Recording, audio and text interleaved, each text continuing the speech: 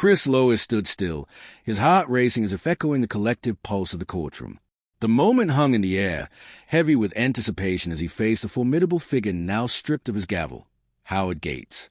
The onlookers, a blend of anxious journalists, outraged citizens, and silent jurors, shifted in their seats, holding their breath. As Gates' woe crumbled around him, Chris could feel a palpable tremor of energy. Behind him, an elderly man clutched his cane, eyes wide, the helpless feelings of so many who had stood in this very courtroom now coursing through the air. They had all too often been dismissed and scorned, their pleas for justice relegated to whispers beneath the weight of power. But Chris knew the tide had shifted. Behind his confident exterior lay a fire that refused to be extinguished. He had spent too many years witnessing injustice unchallenged. Today, he would give voice to the voiceless.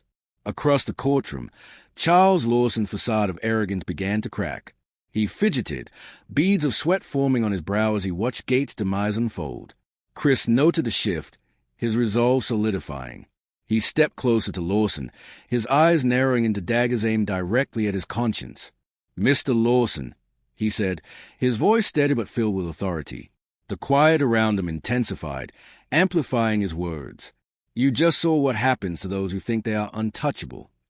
Lawson clenched his fists, unwilling to respond at first, but Chris continued, undeterred. "You think you can hide behind your wealth and power, but today is different. The truth has been laid bare, and the walls you built are crumbling." His words, laden with both conviction and challenge, struck Lawson hard. The confidence that had once radiated from him was quickly dissipating, replaced by an urgency to save himself. Chris pressed forward, undeterred by the silent cries of the remaining court officers and spectators. "You're the next to fall unless you cooperate.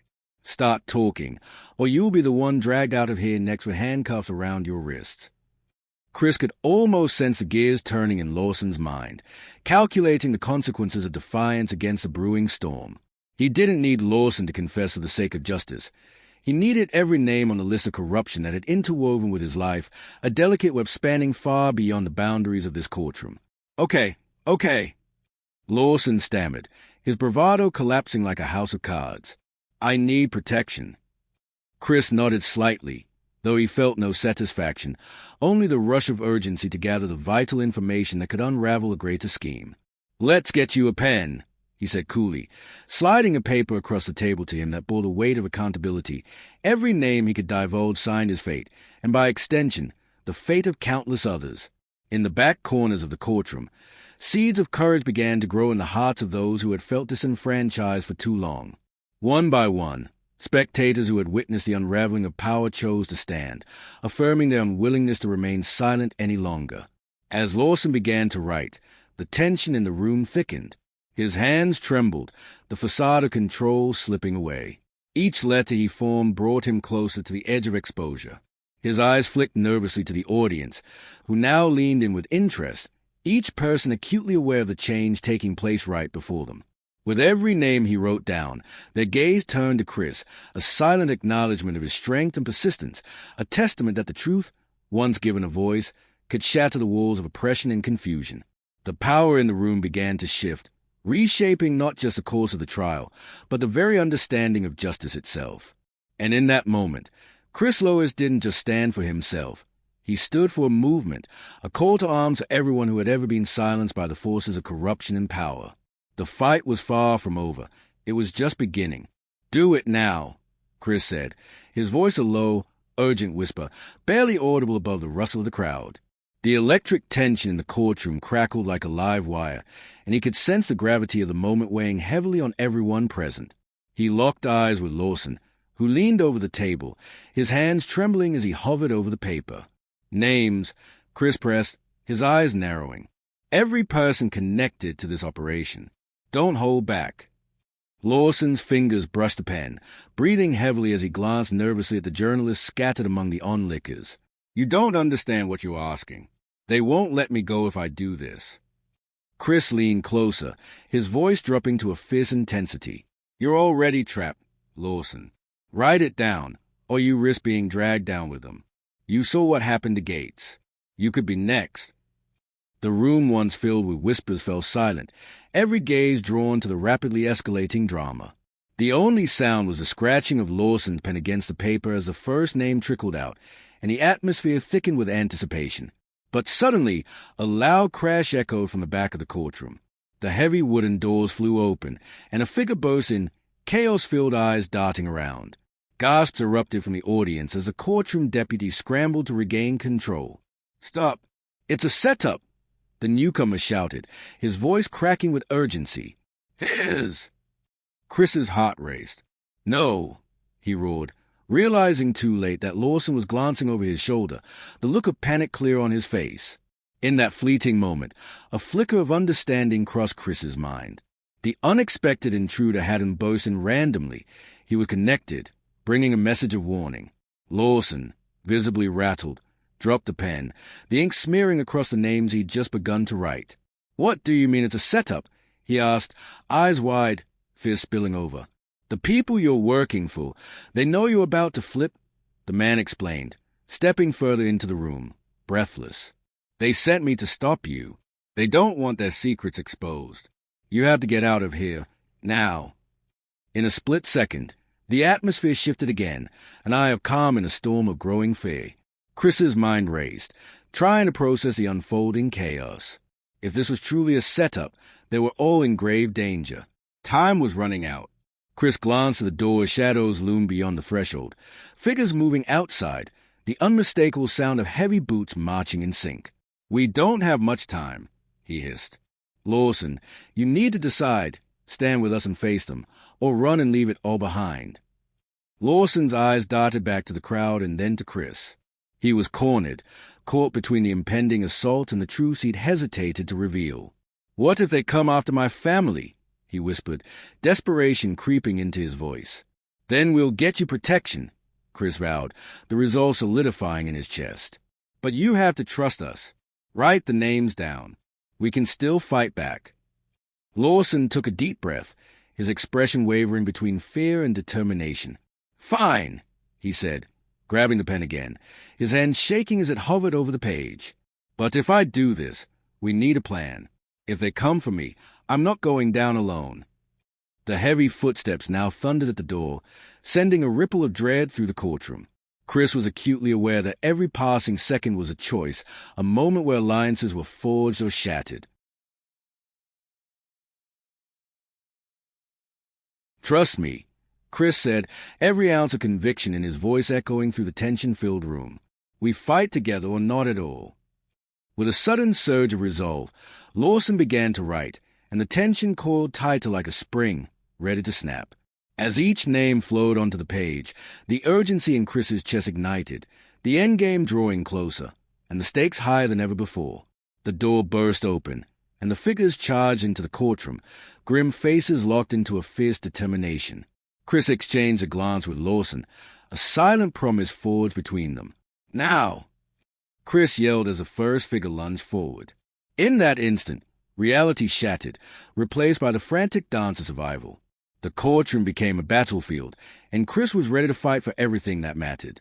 Chaos erupted as the figures stormed into the courtroom, glaring faces and clenched fists, a tidal wave of intent crashing against the fragile barrier of justice.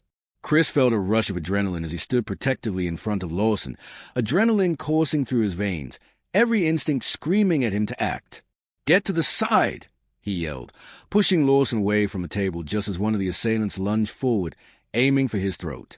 Chris dodged and grabbed a nearby gavel, swinging it with a swift arc, striking the attacker's wrist.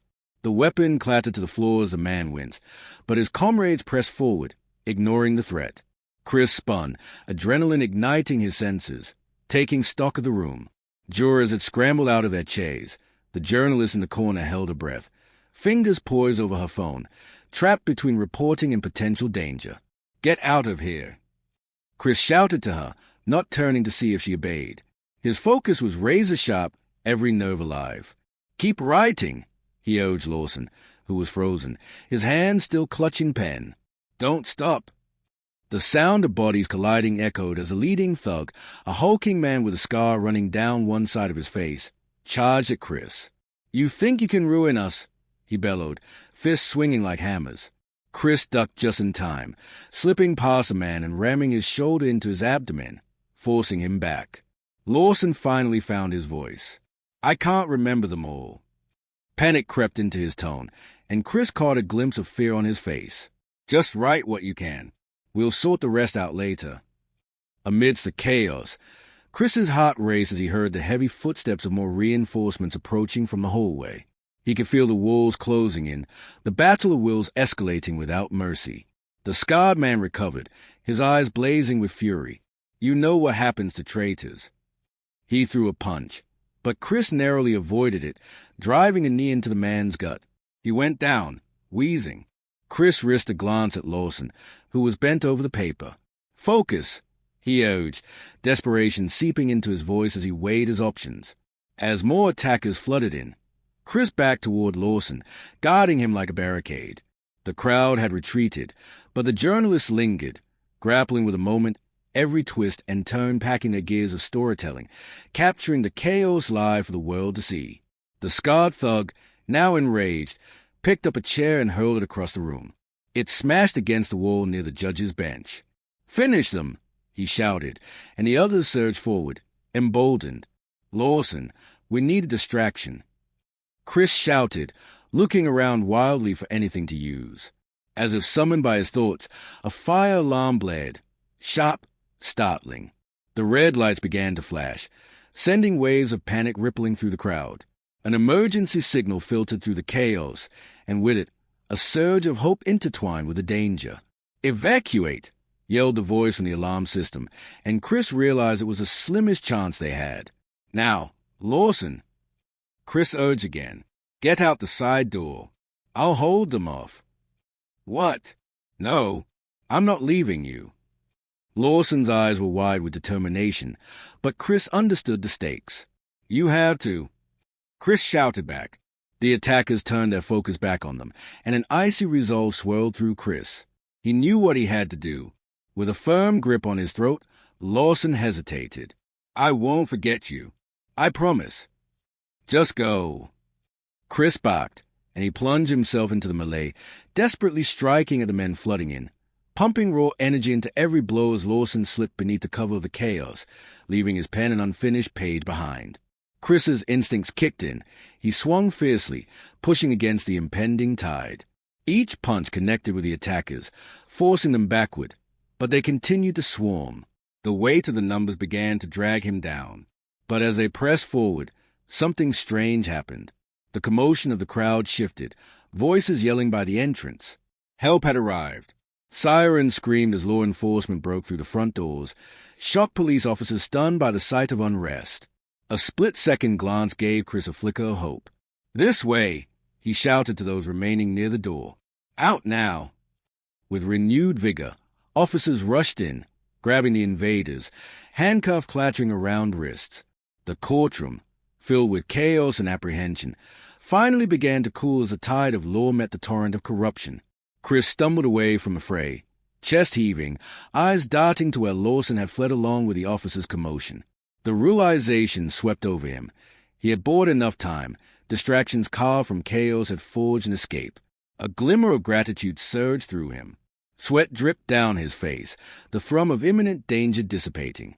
The courtroom remained in disarray, but hope sparked as a truth slid toward the light. And as everything faded into the hue of flashing lights and chains locking in place, deep inside, he felt a victory not just for them, but for everyone who had suffered beneath the heavy hand of injustice. Chris dared to think that their battle, for now, was over. The fight for his own redemption had taken root, a seed of resilience planted deep within him, signaling the beginning of a greater shift that would not be silenced. That was a rallying cry that echoed through his soul. This was not just a courtroom, but a battleground for something far more significant, the relentless pursuit of truth and justice.